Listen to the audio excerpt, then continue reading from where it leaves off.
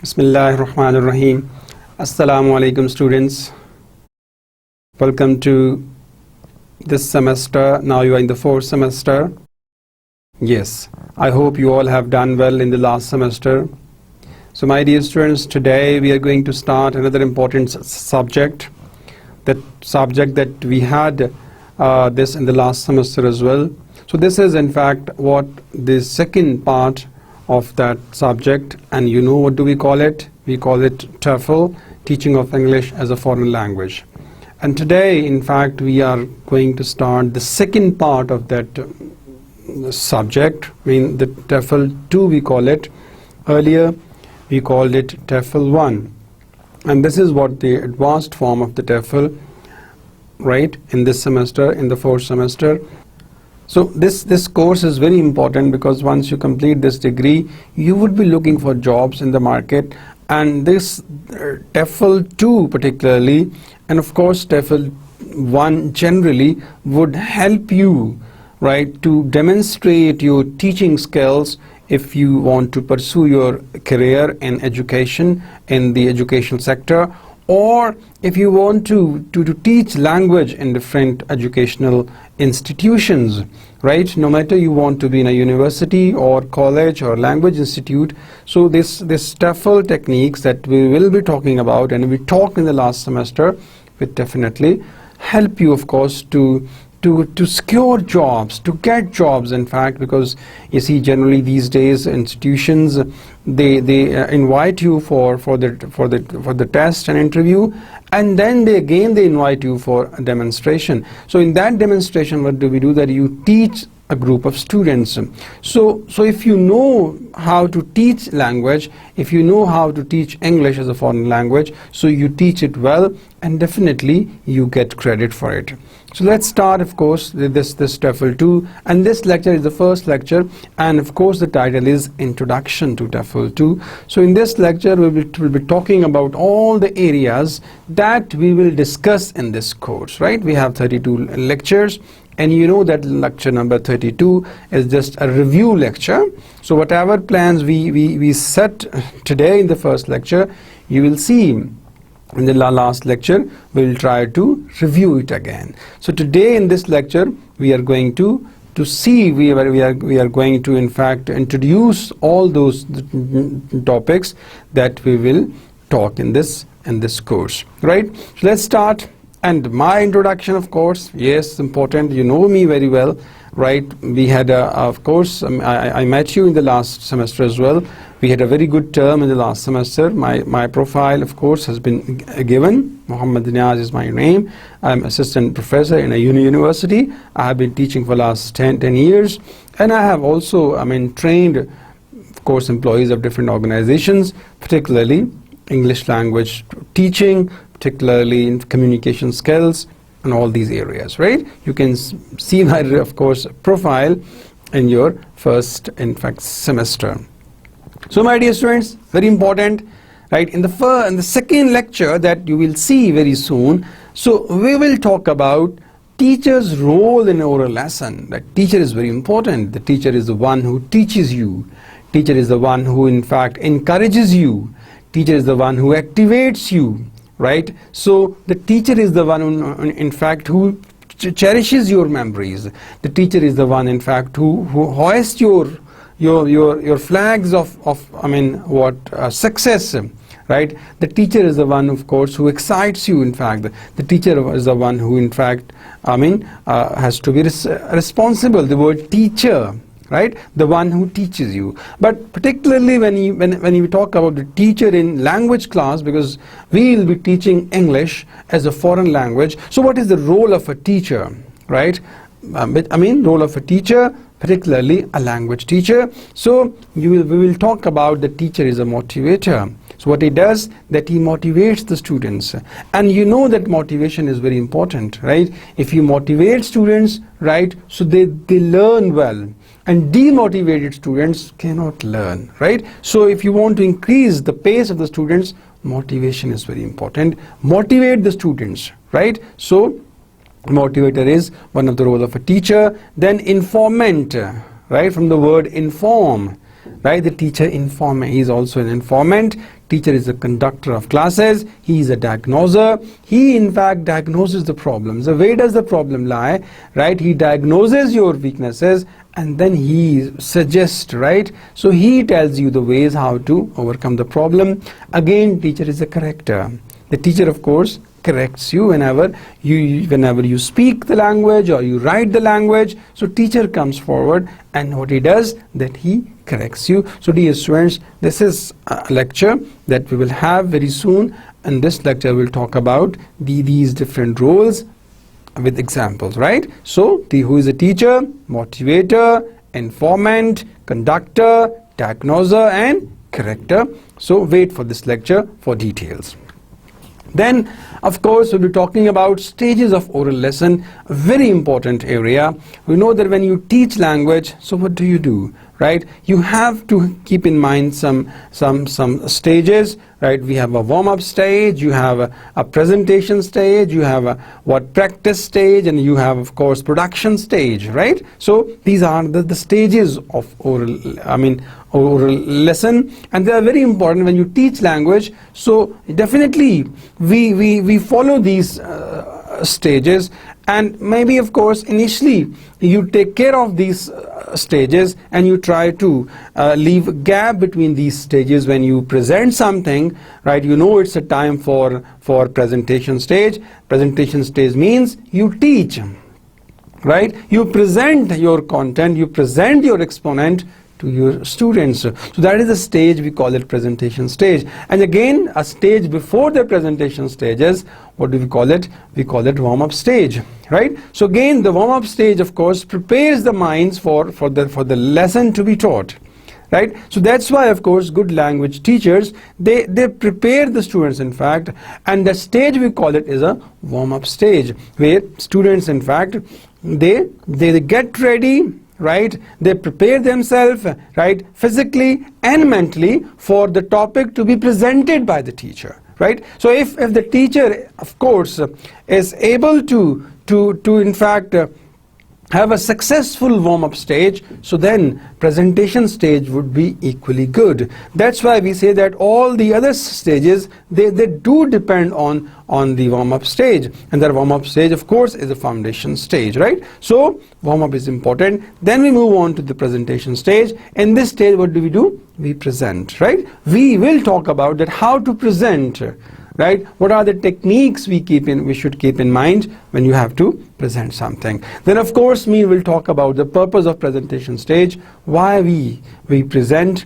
right? What is the importance of this presentation stage, and then what would be the procedure of presentation stage, right? So in the lecture, we'll talk about in detail what is presentation, the purpose of presentation stage, and of course, procedure of presentation stage. Then, of course, in the stages, the practice stage. Here the students practice, and of course, how do they practice? The teacher is there, a controlled practice is there. The rationale behind the practice of a fine or accuracy practice stage is that of giving students the opportunity to use the newly presented language in a controlled framework so as to allow them to memorize its form and assimilate in meaning more fully. So here is what practice, but environment is controlled, right? Traditionally, this stage of the lesson was dominated by teacher-led drills. If you go back, traditionally, of course, so teacher was dominant, teacher was in control. But of course, in the practice stage now, if you talk about the present world where the practice is done, students practice using the language and they practice in a controlled environment. Recently, however, it has come to include interactive communicative activities between students on the grounds that student interaction provides greater and more authentic practices for each student, and the communicative activities increase students' interest, understanding and retention of the new language. This is important, right? So we will talk about this, that what is the importance of practice stage, how can we have a successful practice stage, and how this practice stage is different from the traditional practice stages. Then we'll talk about the role of production stage. Again, it's a stage where students produce now. It's a time for the students to produce things, right? So here is again is an important stage of an oral lesson. So the role of the production stage, it is time for the learner to perform independently. Again, you see, of course the learner should be autonomous, right? So here means that the teacher has presented and the teacher has made students practice. Now it's a time for the learner to produce things, of course, and now the learner is independent, right? So he produces. It's a time for the learner to produce.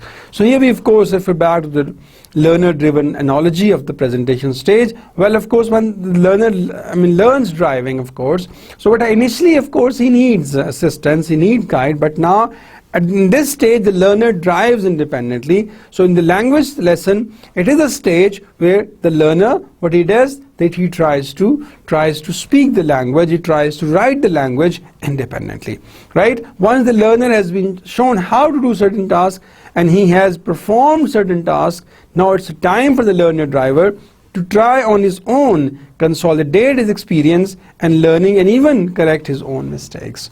This is what is a production stage, what is the role of production stage. So here the learner becomes independent, right? And he starts using the language independently, and once he does, again he learns, of course, the learning by doing. In fact, he consolidates, right, the information which has passed on, and this is a time, but for the first time he becomes an independent driver, for the first time he becomes an independent speaker. So again, whatever knowledge he has gained, assimilated, so it's a time to make use of it.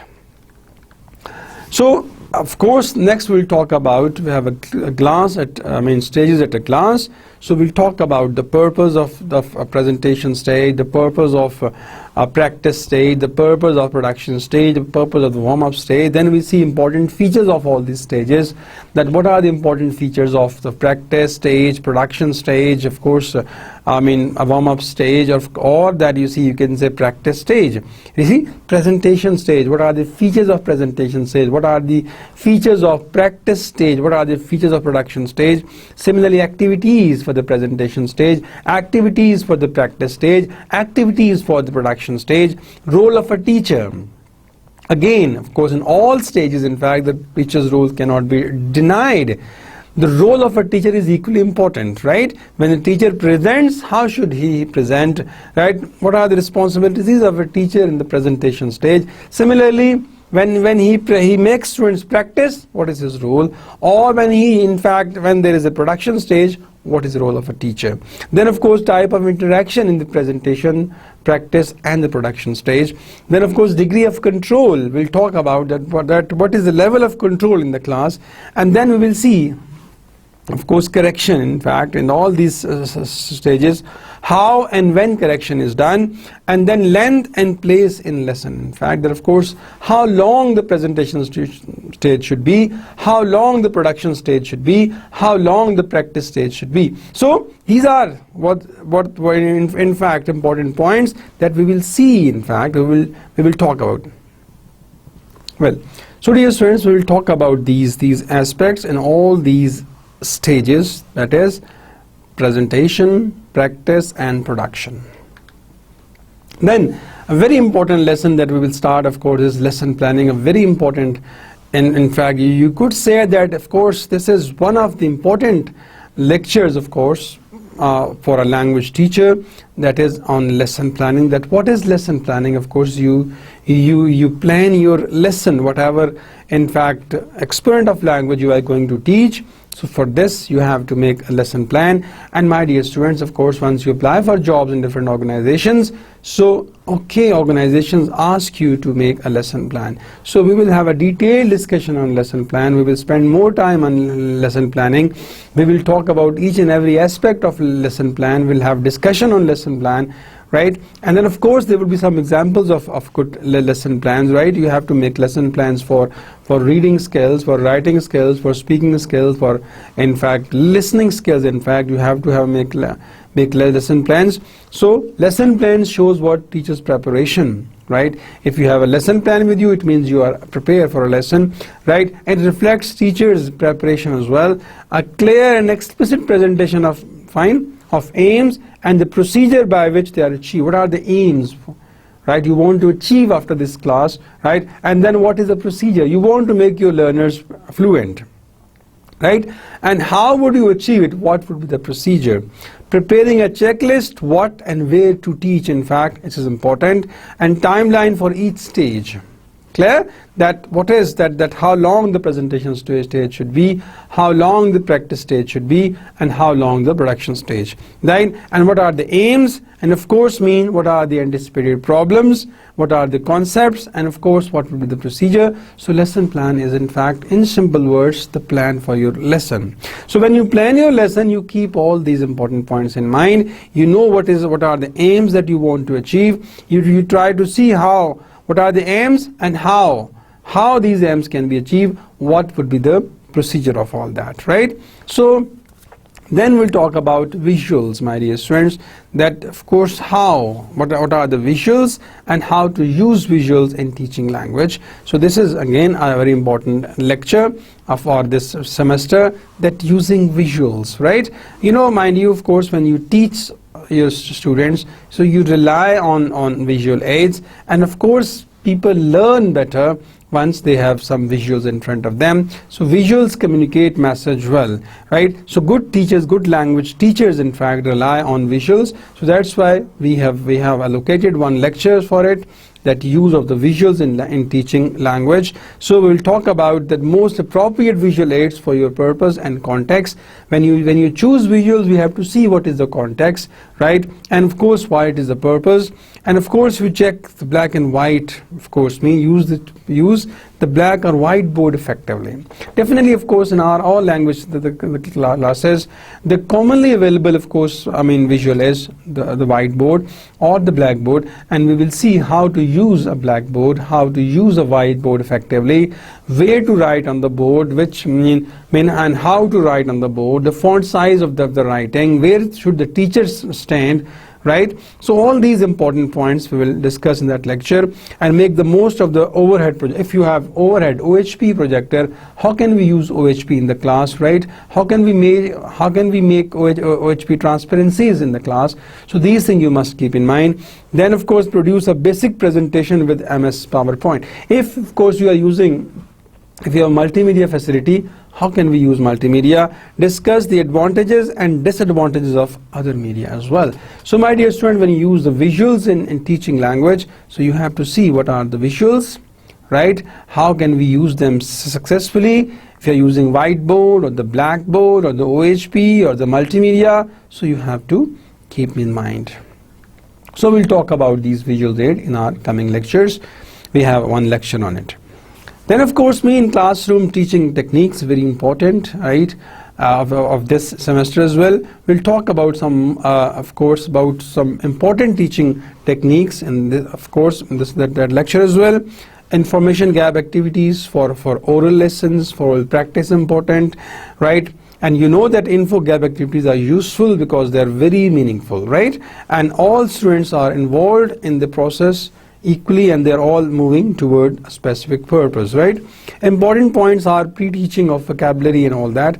So discourse chain we'll talk about, right? What is a discourse chain, right?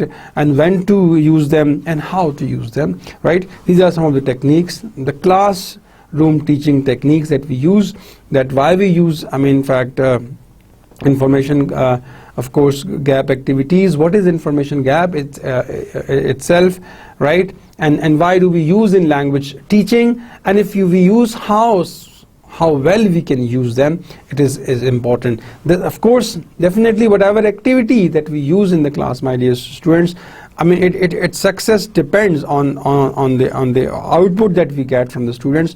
If you feel that information gap activities you have used in the class and the students in fact enjoyed it and they really learned it, which means that of course activity was successful. And if you feel that of course students could not enjoy it, or they could not in fact improve their language with that activity, so it is of no use, right? So that's why whatever classroom technique that you use in the class, you have to see that what would be its advantages and how can we improve it. And then of course these discourse chains are there. In fact, you see, when you communicate of course in day-to-day life, you have a discourse and there are discourse chains, right? So one informant gives information and reply comes and all that. So we will be talking about these techniques in our lectures. Role play, in fact, language is very important, right? We'll talk about these role plays, that speaking activity, when you either put yourself in somebody else's shoes, or when you stay in your shoes but put yourself into an imaginary situation. So role play is again very important for language teaching. We will discuss role plays, in fact, what is a role play and how can we use role plays successfully, right? And how can we motivate students for role play. And generally it has been seen that the students in fact take keen interest in the role play activity because they can put themselves in that role, in fact, and they start thinking accordingly, right? And above all, of course, in this activity, students in fact, of course, find it easy. The role plays role plays can easily be managed. Fine.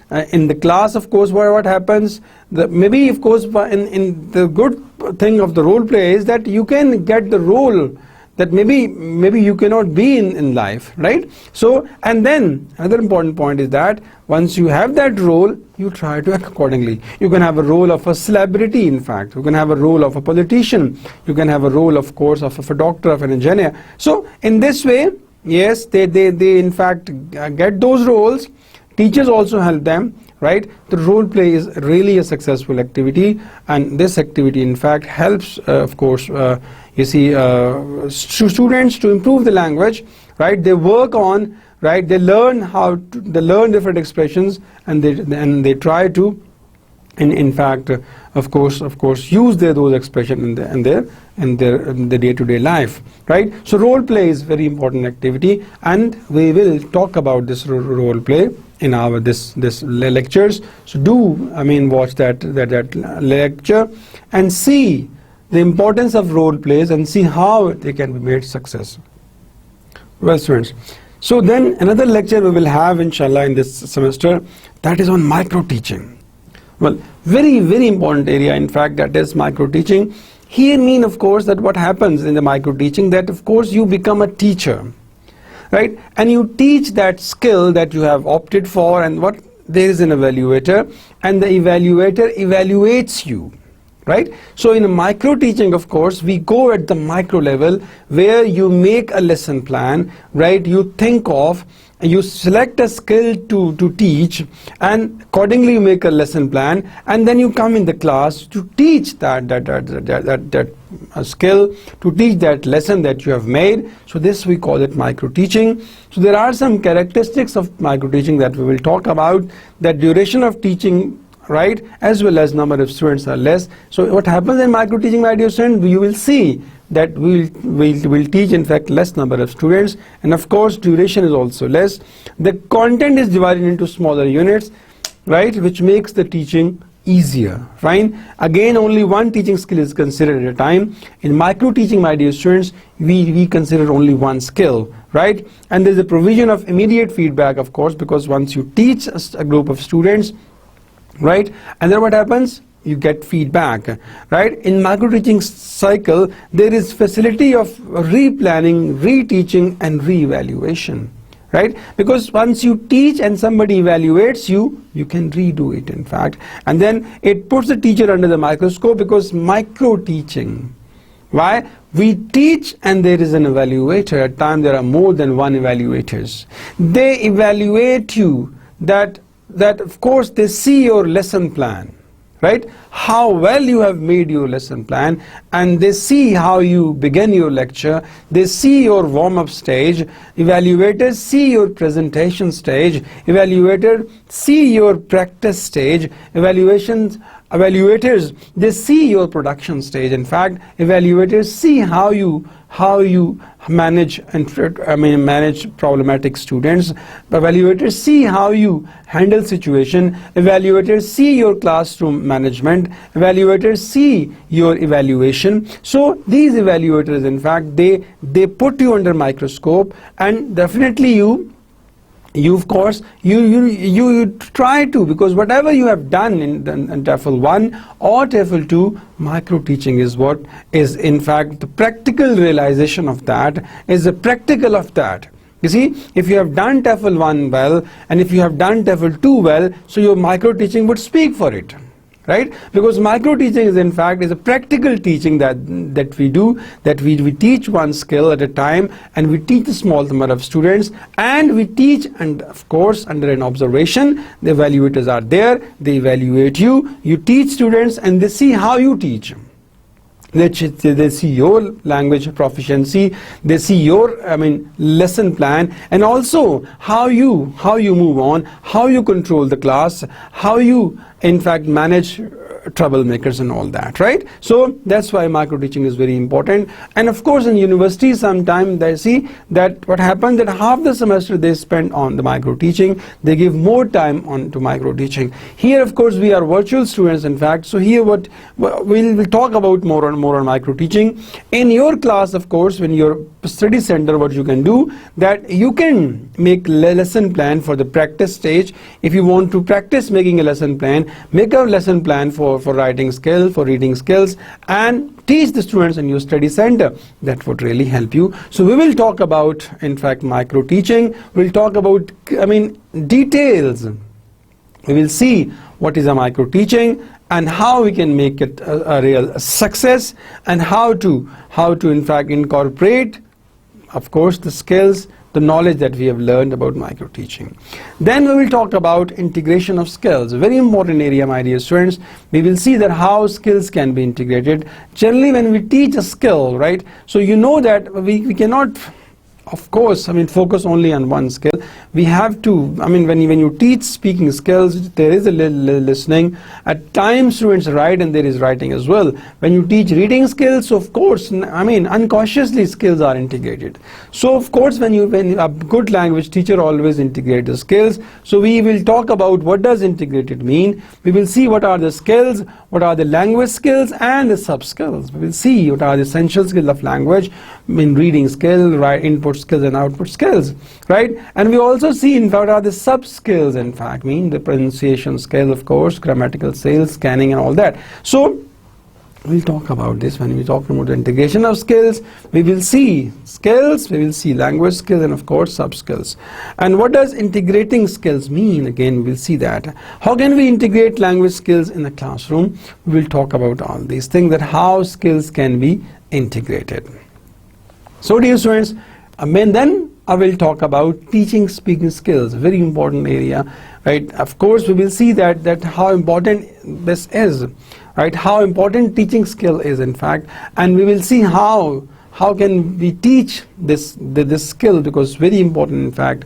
There are institutes in fact, they are looking for good spoken English teachers. So this lecture would help you in fact in becoming good speaking skills teacher, right? If you are of course teaching students speaking skills only, so this would definitely help you. Or if you are a teacher of speaking skills, because sometimes of course when you join an institute, so you become specialist in one skill only, you become specialist in speaking skill or listening skill or reading skills. So this lecture of course that you will see inshallah will talk about how to teach speaking skills, and of course we will talk about characteristics of spoken language, and you will see what are the principles of designing speaking skill activities and using group work in speaking activities, and common types of speaking activities, role plays and dialogues and picture description of course, and other speaking activities, inviting someone as a guest, asking students to hold a workshop. So again, very important area.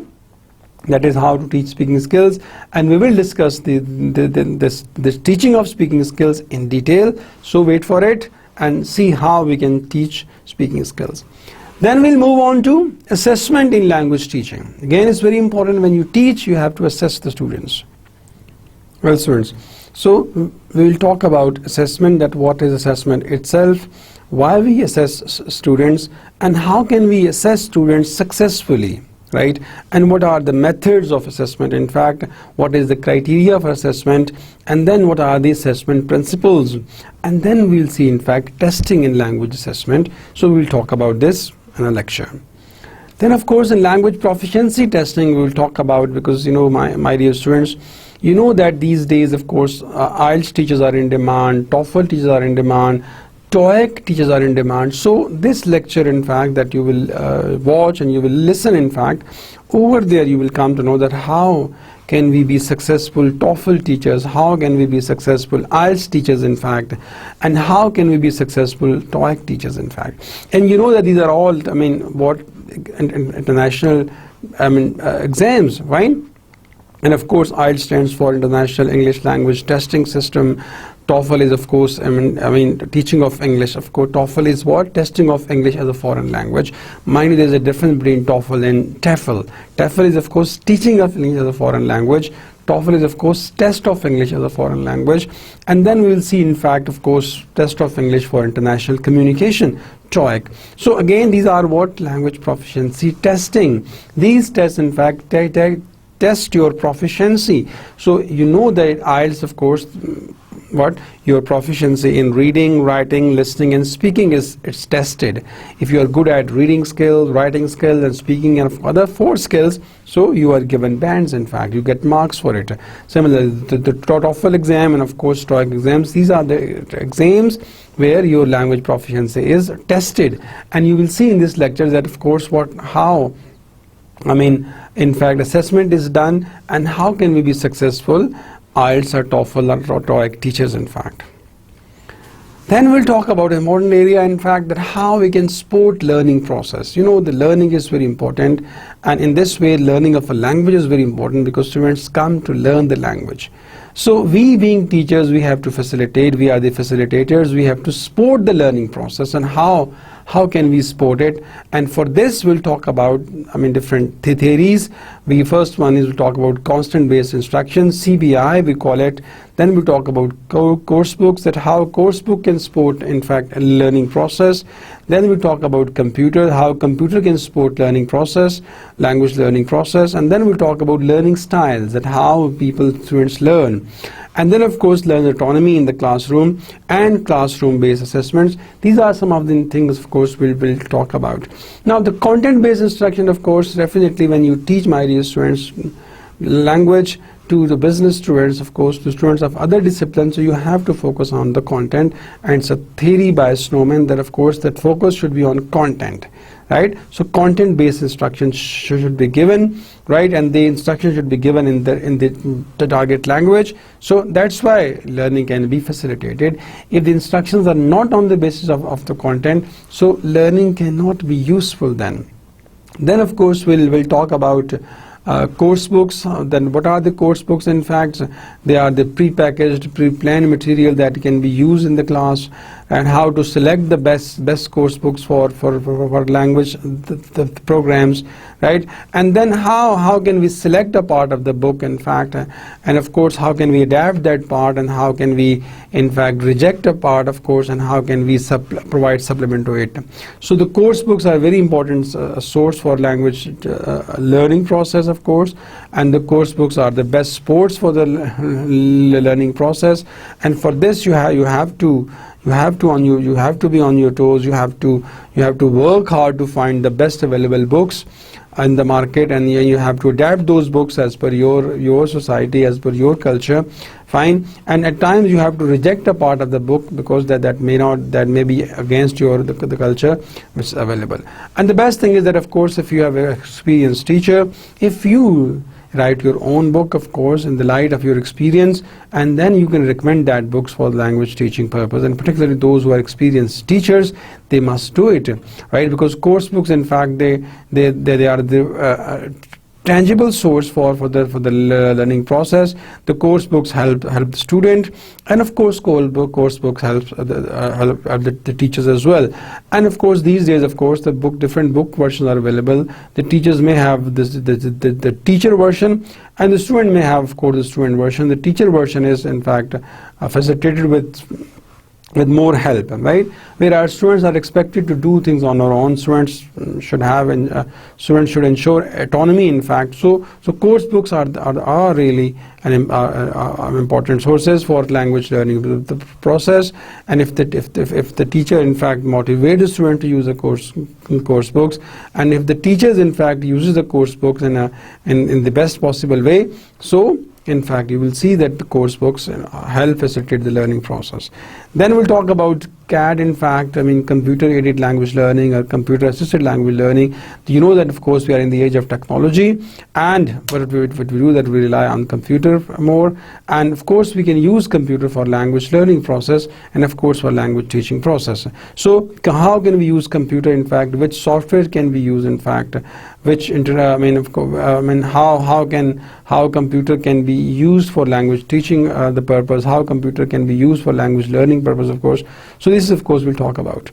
Learning styles, of course we'll talk about, in fact, the language, how language is acquired, language acquisition, in fact, and of course language learning, of course L2, right? And learners' autonomy in the classroom, of course, is very important point we'll talk about in the sporting, that is also sports learning process. And the classroom based assessment, again, that of course sometime you have to assess the students in the class, right? And that assessment goes on. In fact, the classroom based assessment never stops, right?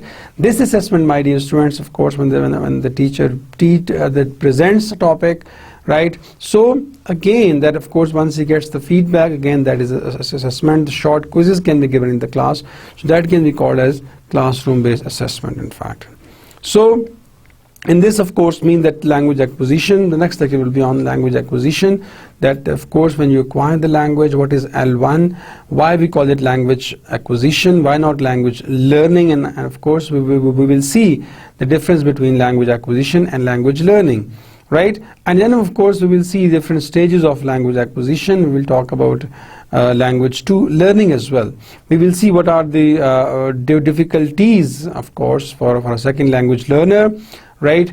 And why we should know about L1 acquisition, how L1 acquisition helps us in, of course, L2 learning. And we'll talk about different theories as well. We'll talk about behaviorist approach, and we'll talk about, in fact, innate approach, right? So in the behaviorist approach, we will see that of course drills are important.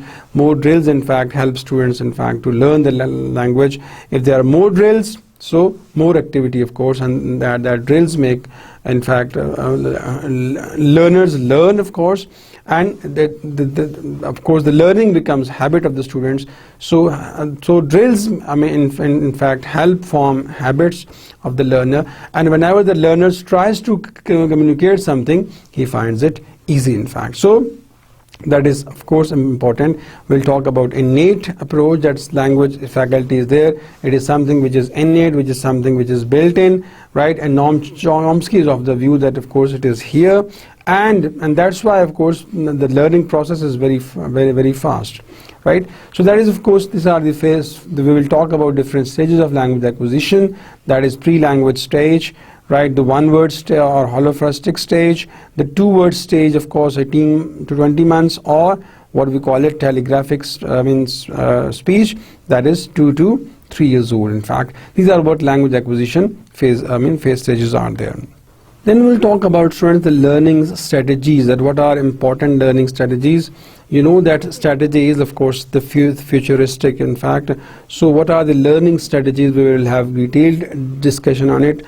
What is language aptitude, cognitive style, and personality traits are the general factors that affect the rate and level of L2 achievement. Learning strategies are the particular approaches or techniques that learners use to try to learn an L2, right? There are three major types of learning strategies have been identified. We'll talk about these strategies. What is the cognitive, strategies, metacognitive strategies, and of course, social or affective strategies. These are some of the strategies that we will talk about. What is the cognitive mean? How, of course, that the mind, you see that the cognitive, that this is language learning is a cognitive process, right? It is not that of course you just have drills and you cram and you learn things, whereas you have to language learning is a thought process. In fact, the learner thinks and then of course and they learn the language. Then of course metacognitive strategies are there, and we'll talk about social and effective strategies. We will see that of course that environment is very important, right? That you see interaction of the learner is very important. The more the learners interact with one another, the more they learn. So these are something that we will talk about. These are various learning strategies which definitely of course help us in learning L2. Wherever the L1 is concerned, in fact, of course, my dear students, you see L1, of course, we acquire L1, and we will see how do we acquire L1, what are the different stages, and then we will see how do we learn L2, and then we also talk about the difference between language acquisition and language learning. And of course, we will talk about different skills in learning L2. Then we'll have a lecture on autonomous learning. Is very important lecture that we will have towards the end of our semester. The autonomous learning, in fact, of course, control over the learning process. Right here, in fact, a very important lecture I would say you will have, and this lecture will talk about that the learner should be independent, learner should be responsible, learner should in fact realize his objectives. Learner in fact learner is the one who sets the goal, and then he tries to pursue them, right? So autonomous learning is very important, right? And of course, once the learner becomes autonomous, so he acquires learning strategies, right? So of course, acquiring ways to use these strategies without the help of a teacher, it's very important. And more control over objectives, right? So my dear students, this is very important. More control over the ways in which we learn. Autonomous learner is, in fact, you could say, the central hub of what we can say, central hub of course, my dear students, central hub of this learning, the process. If the learner is autonomous, right? If the learner is independent and the learner knows his can, the learner knows his objectives, and learner knows his in fact ways and means, right? So he can be a precious asset for the teacher, and we will have a discussion on it, that how can learner be independent, how can we give autonomy to our learner, right? And why this autonomy is important. We will see that definitely, of course, the teacher is not available for 24 hours. So for this purpose, what the teachers do, that they give autonomy to the students, right?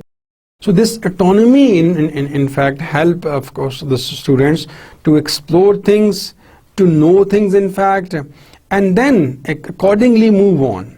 You know that this is the age, of course, age of technology, and we will see that how learner can make use of internet, how learner can make use of the fastest means of technology. So all these things would come, of course, through if there is the learner is autonomous, if learner knows, right, his learning styles, if learner knows how to acquire learning strategies, right, and if learner has, of course, more control over objectives and more control over the ways in which he learns, in fact.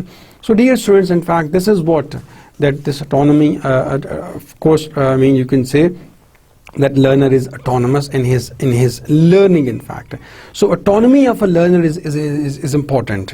When we talk about autonomy, it also means that learner in fact knows what to do, and in fact learner knows what are the sources of the knowledge, and what the teacher does, that he in fact gives what hyperlinks of the knowledge, and the learner becomes responsible, and learner becomes, in fact, of course, intelligent enough, right? And what he does, that he uses, of course, every possible way to get the knowledge, and of course, once he achieves it, if the teacher is you being of course the student of this language, and if you being teacher of this language able to inculcate this this power of autonomy, that they are independent learner, they know their rights and they know their wrongs, right? So they'll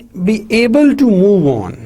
My dear students, this would really help the learner, of course, to explore the world, in fact, right? And you know that, of course, I mean you have resources available, but if you want to, if you intend to explore these resources, right, then things would be in your favor, and you being learner of the language, you can do a lot on your own, right? And then what happens is that, you see, you learn faster, because if you are a good reader, in fact, then knowledge is there, right? Your active reading will help you get more, right? If you are a writer, your good writing, of course, would help you to communicate to the world.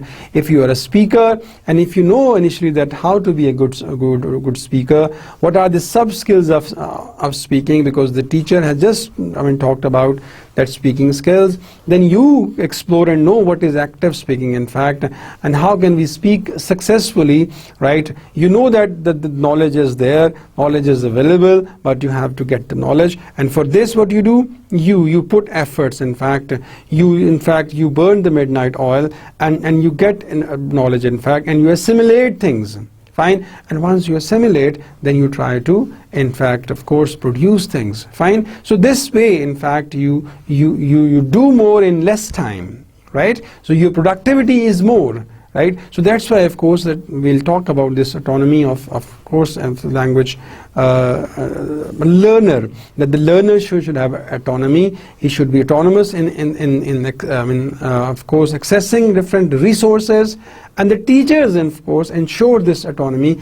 Teachers give this autonomy to the students, and again, for this purpose, teachers should make it clear that this autonomy is in the largest interest of the students. And again, one thing more I want to tell you, we will talk about this, that this autonomy should not be, in fact, mistreated, in fact, or I should say maltreated, right? So if autonomy is there are positive sides of autonomy, and which need to take it positive. Some people feel that if the learner becomes autonomous, so at times he ignores the teachers. In fact, he becomes, he altogether he tries to ignore this teacher. No, this is not the way.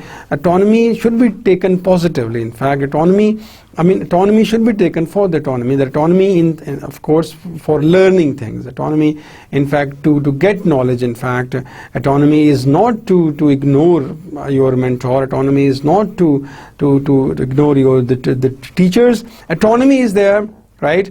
That of course you have confidence, you have control over lesson plan, you have control over learning styles, and of course you know your objectives, and you accordingly you pursue them. Right? Once you know these objectives and you pursue them accordingly, you can achieve your goals, my dear students. This is very, very important area, right? Because autonomy, of course, you see, once you are autonomous, then you think of the plans. You think of course, how to realize these plans. In fact, once you are autonomous, you become more imaginary. In fact, right? Because you don't wait for a direction to come and then follow it. In fact, you become leader. Right? Autonomy, in fact, of course, makes you a leader. So you become a leader in language learning. In fact, you always excel. Autonomous learners excel more than those who just wait for things, right? So the point is that, of course, the autonomous learners, they make the most of it, right? So this is what we'll talk about in this lectures. So my dear students, if you come on to the summary of this lecture, that we talk about stages of an oral lesson. Right, again, if I tell you that in this semester we'll talk about the role of the teacher, we'll talk about the stages. These stages should be on your fingertips. We will have detailed discussion on these stages, and I am sure these stages will be on your fingertips. Again, I repeat for you that first stage is that when you teach language, you teach a skill. So that is what presentation stage, where you present your language exponent, and before that you can have a stage that is a warm-up stage. Again, very important stage, because in the warm-up stage, you prepare the mind for learning. And if the warm-up stage is done well, you could say that other stages, of course, will go well. If the warm-up stage is problematic, you could say that other stages would also be problematic. So all stages are important. Efficiency of all the stages is important. Either it is a presentation stage, or it is a practice stage, or it is a production stage. There are stages. We teach language in these stages. That's why what we do, first we prepare our mind, and people also call it motivational phase. Because when you motivate the students, in fact, you prepare the mind, you prepare students mentally and physically that they should be able to get things, right? So that is, we call it what? Presentation stage. And then we move on to what? That is next stage, that is what? Practice stage, right? Again, you make practice stage very good. I mean, you have a control, you have a check. In fact, the students practice in your presence, and you can correct whenever you feel, or you make others definitely help the students. So practice is equally important. And then if you have a very good practice stage, then you can expect that your production stage would be good, right? So these are the stages which are very important when you teach language. You will know these stages are what is presentation stage.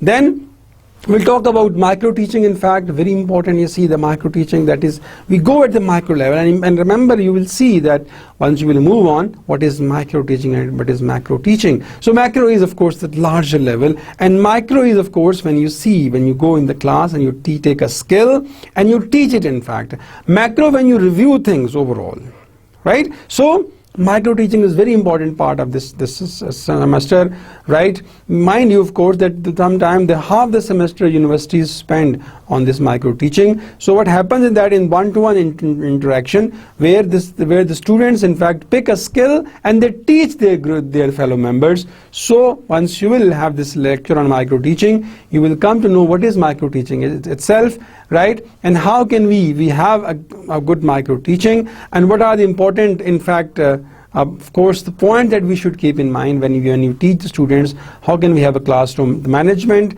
how can we make our lesson plan, how to talk in the class, how to answer the questions, how to use visuals, how to use whiteboard, how to use blackboard, how to use, in fact, OHP, how to use multimedia, how to make PowerPoint slides, right? So we will talk about this, in fact, in detail.